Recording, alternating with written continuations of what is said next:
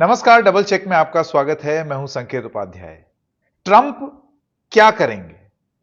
ये जो जंग छिड़ी हुई है ईरान के साथ, इसको लेकर के हम एक प्रोग्राम आप तक लेकर के आए थे जिसमें किसी को कुछ नहीं मालूम था। क्या ट्रंप को खुद भी पता है कि वो क्या करना चाह रहे हैं?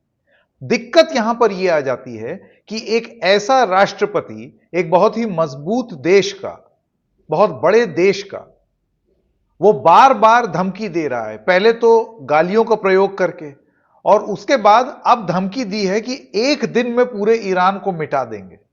हम जानते हैं इतिहास बहुत ही डरावना है। इसी अमेरिका ने एटमी हथियार, न्यूक्लियर हथियार का इस्तेमाल किया है जापान के विरुद्ध। बहुत पुरानी बात हो गई है, लेकिन जब एक प्रेसिडेंट, एक राष्ट्रपति की साख पर बनाए और वो बार बार इस तरीके के बयान दिए, तो उन बयानों को बेहुदा बयान समझ के आप इग्नोर नहीं कर सकते। तो क्या ट्रंप वो न्यूक्लियर बटन ईरान पर दबा सकते हैं? कठिन सवाल है, लेकिन आइए जरा सरलता से इसको समझने का प्रयास करते हैं। मेरे साथ हैं निधि राजदान, वरिष्ठ पत्रकार, जो लगातार ट्रंप को भी ट्रैक करती हैं। अंतर्राष्ट्रीय जगत में क्या क्या हो रहा है उस पर बहुत पैनी और तीखी और कड़ी नजर रखती हैं। निधि, आपका बहुत स्वागत डबल चेक में। थैंक यू संकेत, थैंक यू। ट्रंप क्या करेंगे निधि? पिछली बार जब हमने बात की थी तो आपने बोला था कि ये बंदा क्या करेगा मुझे नहीं मालूम। क्या वो यथास्थिति अभी भी बरकरार है, या थोड़ा बहुत क्लैरिटी मिली है कि ट्रंप खतरनाक हो सकता है? संकेत, अब में उस टाइम जब हमने बात करी, कुछ हफ्तों की बात है, और अब में इनफैक्ट आई वुड से कि जो अनसर्टेनिटी है कि वो ट्रंप क्या कर सकता है वो बढ़ गई है। आज ही मैं न्यूयॉर्क टाइम्स में एक आर्टिकल पढ़ रही थी कि पूरी दुनिया में जो सारे लीडर्स हैं, प्राइम मिनिस्टर्स, प्रेसिडेंट्स, यूरोप के लीडर, इंडिया के, सब लोग इसी सवाल को लेकर परेशान हैं कि ये करेगा क्या, और किसी को पता नहीं है कि होगा क्या। और क्योंकि इतनी अनसर्टेनिटी है, इतने कॉन्ट्रडिक्टरी स्टेटमेंट्स आ रहे हैं ट्रंप के जरिए, उसके ऑफिशियल्स जो बोलते हैं कभी कुछ, इसलिए ये जो एक अनसर्टेनिटी, दिस अनईजीनेस जो है अभी, और अब कल सुबह हमारे टाइम के हिसाब से ये डेडलाइन है ट्रंप की फॉर ईरान। क्या वो डेडलाइन फिर बढ़ाएगा? क्या वो एक्चुअली बमबारी करेगा? क्या ग्राउंड इन्वेजन करेगा? आपने न्यूक्लियर वेपन्स की बात करी, क्या वो यूज कर सकता है? उसके साथ कुछ भी हो सकता है संकेत। अभी हम nothing is off the table when it comes to Donald Trump. तो ये जो सवाल आप पूछ रहे हैं, जो अनसर्टेनिटी का, पूरी दुनिया में ये अभी अनसर्टेनिटी है, और कोई किसी भी वर्ल्ड लीडर से आप पूछो, बात करो, यही इस आर्टिकल में भी लिखा गया था। सब लोग इसी सवाल को लेकर परेशान हैं। लेकिन निधि, अगर डोनाल्ड ट्रंप ये कहते हैं कि मैं चाहूं तो मैं एक दिन में पूरे ईरान को वाइप आउट कर सकता हूं, ये हम सब जानते हैं ये तभी होगा जब आप एटमी हथियार का प्रयोग करेंगे, जो हमने इतिहास में होते हुए देखा है। हिरोशिमा और नागासाकी के हादसों के बाद से अब जो एटमी हथियार, न्यूक्लियर हथियार हैं, वो कई गुना ज्यादा क्षतिग्रस्त करने की ताकत रखते हैं। ऐसे में ट्रंप के बोले हुए को भपकी समझना, धमकी समझना और समझ करके छोड़ देना, यह अपने आप में कितना घातक है? इसीलिए मैंने कहा कि हमें nothing is off the table जब हम ट्रंप की बात करते हैं। और इसी ट्रंप ने, जिसने कहा कि मैं एक ही दिन में ईरान को खत्म कर सकता हूं, अभी उन्होंने एक बाइट दी है। कोई फंक्शन था व्हाइट हाउस में, शायद कल उनके टाइम, हमारे सुबह का टाइम था शायद, और उन्होंने कहा कि मैं ख़त्म कर सकता हूँ, लेकिन मैं ये भी जानता हूँ कि हमारे लोग चाहते हैं कि हम लोग वापस आएँ ईरान से। मतलब अमेरिकन पब्लिक का मूड नहीं है कि हम वहाँ ज़्यादा देर और रुकें। ये भी एक कन्फ्लिक्टिंग सिग्नल है। कभी वो कल ही बात कर रहे थे कि हो सकता है हमारा ईरान के साथ डील हो जाए, लेकिन उसके बाद रिपोर्ट आती है कि उनको ईरान के कंडीशंस मतलब एक्सेप्टेबल नहीं है। बहुत कॉन्ट्रडिक्टरी रिपोर्ट्स आ रहे हैं। What is clear is, I think इतना सब एक्सपर्ट्स हैं जो इस स्टोरी को फॉलो कर रहे हैं संकेत, इतना ये साफ है कि जो ट्रंप ने सोचा था ये अटैक करने के टाइम कि ये 2 दिन में ये जंग खत्म हो जाएगी, वेनेजुएला की तरह हम एक रिजीम चेंज करेंगे ईरान में, वो नहीं हुआ। और जो रेजिस्टेंस ईरान ने दिखाई है, दे मे बी वीकेंड, लेकिन दे आर नॉट डिफीटेड। और जिस तरह से उन्होंने पूरी वर्ल्ड की इकोनॉमी को हॉस्टेज रखा है स्ट्रेट ऑफ हॉर्मूज को इफेक्टिवली बंद करके, तो प्रेशर तो है। इसीलिए कभी you see that frustration. I mean ये सोशल मीडिया पोस्ट जो ट्रम्प के हैं, हमें हंसी आती है, लेकिन बॉस सोचो, the world's most powerful man uses language like this. तो इट शोज कि he is frustrated that it's not going his way. तो अब कोई ऐसा बंदा जो इतना फ्रस्ट्रेटेड हो, इतना ईगोइस्ट हो, मेगलोमेनियाक हो, वो क्या कर सकता है? कोई कुछ नहीं। एंड इट डजंट हेल्प कि अगर आप उसके आसपास एडवाइजर्स देखें, ऑफिशियल्स देखें, उनकी क्वालिटी भी उतनी ही कम है जितनी प्रेसिडेंट की है। मतलब वो जिनसे वो प्रेरणा ले रहे हैं या जो उनको सलाह दे रहे हैं, वो सलाहकार भी उसी तुम डाल डाल में पात पात। अब निधि, यहां पर एक चीज आपने बहुत रोचक शब्द का प्रयोग किया, फ्रस्ट्रेशन, और वो फ्रस्ट्रेशन देखने को मिल रही है। मैं आपसे ये जानना चाहता हूं कि पिछले कुछ बीते दिनों में आपको क्या लगता है कि ट्रंप फ्रस्ट्रेटेड हों, खींचे हुए हों, इसको लेकर के ऐसी क्या चीजें हुई हैं कि उनकी खींच बढ़ गई है? सबसे बड़ी बात संकेत ये है कि ईरान नहीं हारा है। ईरान अपनी बमबारी कर रहा है। ईरान ने स्ट्रेट ऑफ हॉर्मूज को इफेक्टिवली बंद किया है, so oil prices are going up. आपने देखा कि तंगी जो है हर कंट्री में है, चाहे जेट फ्यूल को लेके है, कुकिंग गैस को लेके। हमारे यहाँ भी रिपोर्ट्स है एलपीजी कम होने की। और अमेरिका में, हालांकि America produces so much of its own oil, लेकिन वहां पे भी पेट्रोल पंप पे अब लोगों को फ्रस्ट्रेशन यही हो रहा है कि पेट्रोल जो है, जिसको वो गैस बोलते हैं, it is more expensive, prices बढ़ रहे हैं। तो अगर ऐसा ही होता गया तो it will be devastating for world economies, it will hurt everybody. इसीलिए एक तो इसकी ये फ्रस्ट्रेशन है, दूसरा ये मेगलोमेनियाक है, ईगोइस्ट है। इसको लग रहा था कि वेनेजुएला की तरह एक ड्रामेटिक एक एंडिंग होगा इसमें, जो नहीं हुआ है। आप देखें, छोटी सी बात है, ईरान के जो एम्बसीज हैं पूरी दुनिया में, उनका आप एक्स का हैंडल देखें, चाहे Iran in Zimbabwe, Iran in India, Iran in south Africa, क्या मीम्स बना रहे हैं वो ट्रम्प के, क्या मजाक उड़ा रहे हैं उसका रोज। I mean it is a lesson in ये सोशल मीडिया वॉरफेयर भी एक कोई चीज होती है, क्योंकि ट्रम्प भी खुद सोशल मीडिया पे रोज उठ के, उसको पता नहीं क्या हो जाता है, सुबह उठ के कभी कभी बहुत सारे पोस्ट डाल देता है, अब तो गाली गलौज भी देने लग गया है। और ये जो ईरानियन डिप्लोमैट्स हैं, जिस तरह से ये इसका मजाक उड़ा रहे हैं, the way they are using social media, तो he is frustrated at every level कि जो भी इसने गोल पोस्ट रखे थे इस वॉर में, वो बदलते गए। क्योंकि पहले उसने बात रिजीम चेंज की करी, बोला कि हम ईरान के लोगों की मदद करने आए हैं। अब वो कह रहा है मैं उनको खत्म कर दूंगा। उन्हीं लोगों को खत्म कर दोगे जिसकी आप मदद करने आए थे। तो every day the goal post has change, इसलिए वो बंदा बहुत ही फ्रस्ट्रेटेड है कि ईरान ने। और प्रॉब्लम ये है संकेत इस वॉर में कि it will not end when America wants it to. अब ये तब खत्म होगा जब ईरान चाहेगा। अब वो पॉइंट कब आएगा, कोई किसी को पता नहीं। निधि, मैं देख रहा था बहुत सारे ऐसे लोग हैं जो लिख रहे हैं कि अपने फ्रस्ट्रेशन में आकर के अगर न्यूक्लियर बटन दबा देते हैं डोनाल्ड ट्रंप, तो वो सिर्फ ईरान का नुकसान नहीं करेंगे, उन खाड़ी देशों तक भी उसका रेडिएशन पहुंचेगा जो सो कॉल्ड अमेरिकन एलाइज हो गए हैं।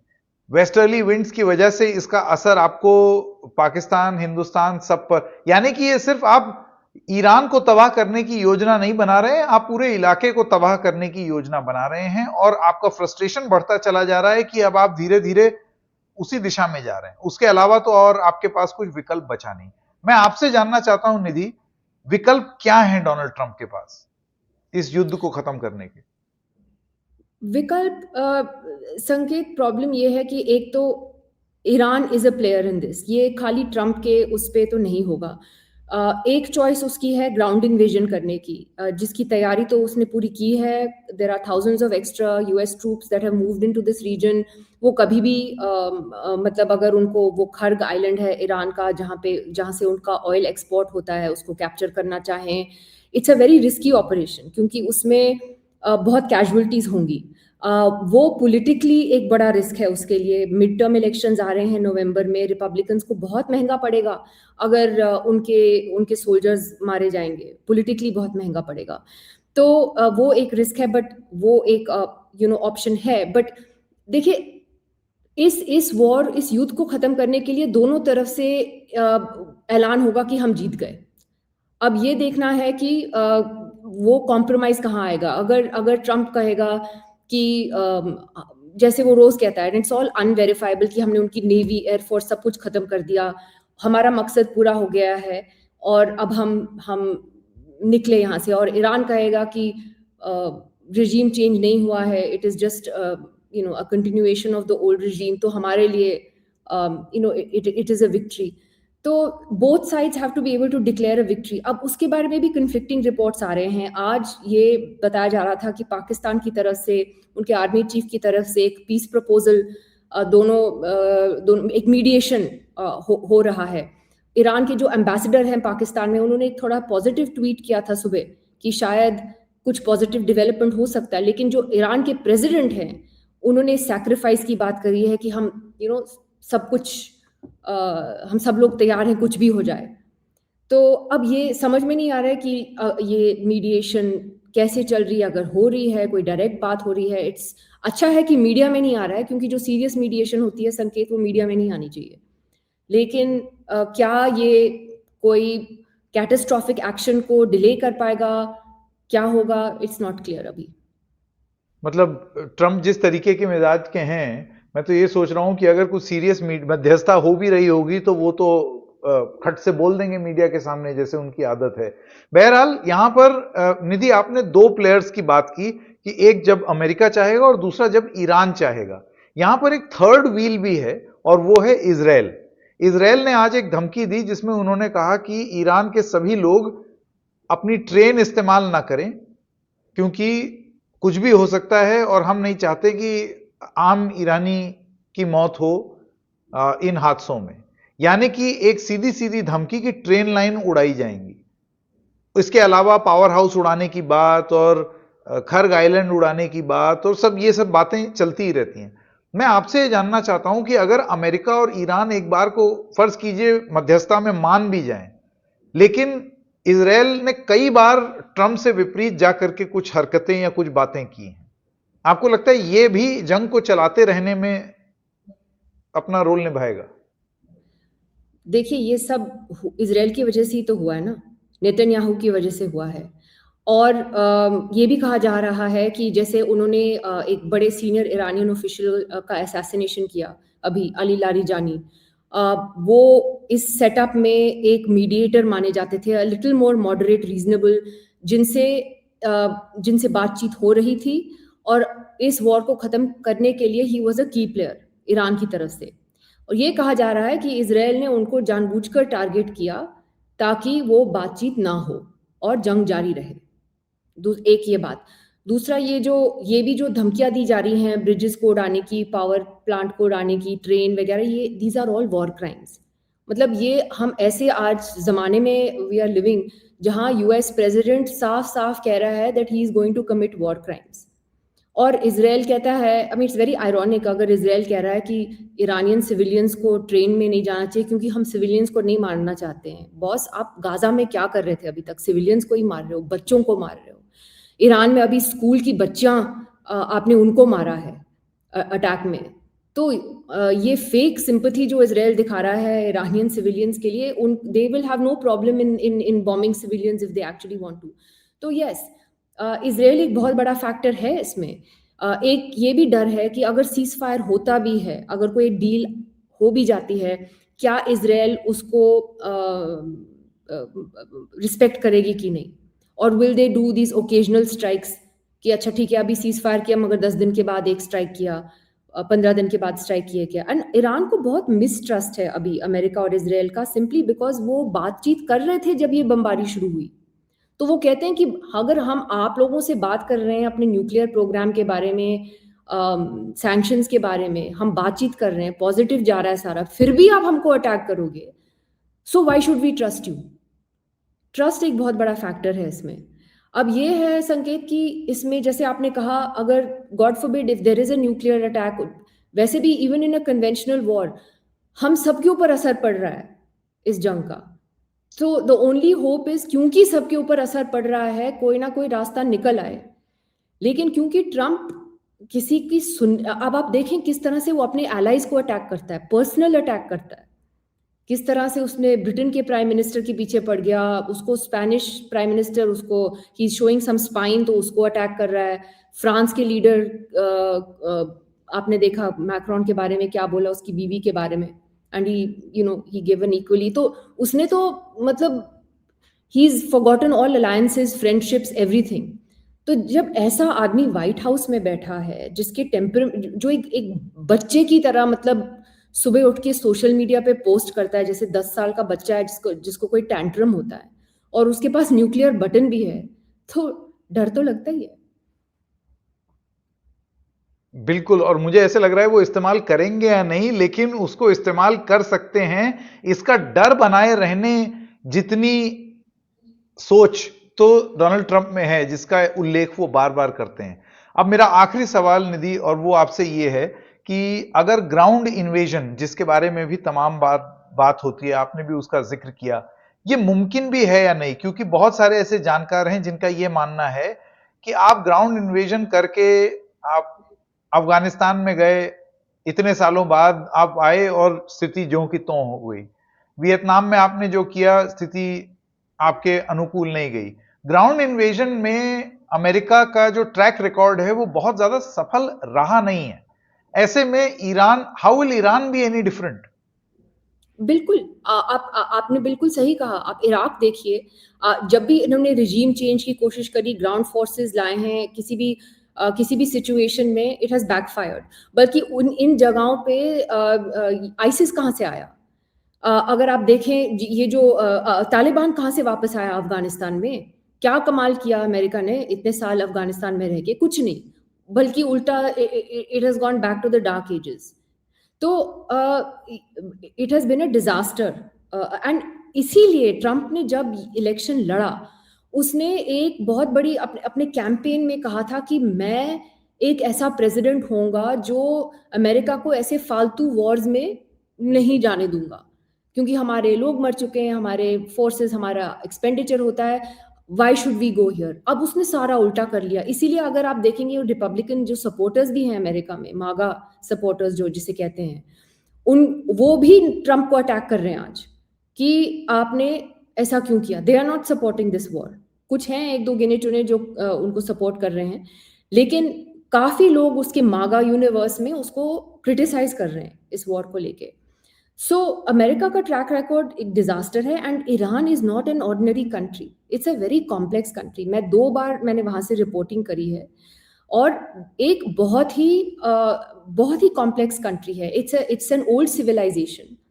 आप देखें कि हालांकि it is a very brutal regime, brutal government, dictatorship तो है, लेकिन इतनी ब्रूटल है कि वहाँ के लोग उसके खिलाफ कुछ भी नहीं कर पाए हैं। प्रोटेस्ट लिमिटेड ही हुए हैं क्योंकि इतनी ब्रुटैलिटी है। उन्होंने सुप्रीम लीडर को मारा, सुप्रीम लीडर के बेटे को बिठा दिया। वो इरानियन रेवोल्यूशनरी गार्ड्स जो हैं, और ये जो उनकी पैरामिलिट्री है, they are very deeply entrenched in the Iranian system. और एक्चुअली जो अमेरिका ने किया सुप्रीम लीडर को मार के, इन अ वे उन्होंने जो हार्डलाइनर्स को है ईरान में उनको स्ट्रेंथन किया है, क्योंकि अब वो मार्टरडम की बात करते हैं, और शिया इस्लाम में ये बहुत, it's a very big thing about martyrdom, sacrifice. तो उन्होंने उल्टा हार्डलाइन को और मजबूत किया है। तो इसलिए Iran is not an ordinary, it's not a small country. And आप देख रहे हैं किस तरह से उन्होंने, even with limited missile capability, other capability, किस तरह से उन्होंने स्ट्रेट ऑफ हॉर्मूज जो है, और वो अपने छोटे छोटे बोट्स को लेके मतलब बड़े बड़े शिप्स को टारगेट कर सकते हैं, because they have that advantage in that region. So अब हम ग्राउंड इन्वेजन करेंगे, it can be a huge disaster for America militarily. But अब देखना है कि ट्रंप कल सुबह क्या बोलेगा, क्या वो डेडलाइन को और एक्सटेंड करेगा, और will he do something dramatic, कुछ नहीं कह सकते अभी। पर एक चीज आप मानती हैं, हल्के में नहीं लिया जा सकता? हल्के में तो बिल्कुल नहीं लिया जा सकता, absolutely not. I think we have to be prepared for anything. Nidhi Razdan, बहुत बहुत धन्यवाद समय देने के लिए। Thank you very much. Thank you संकेत।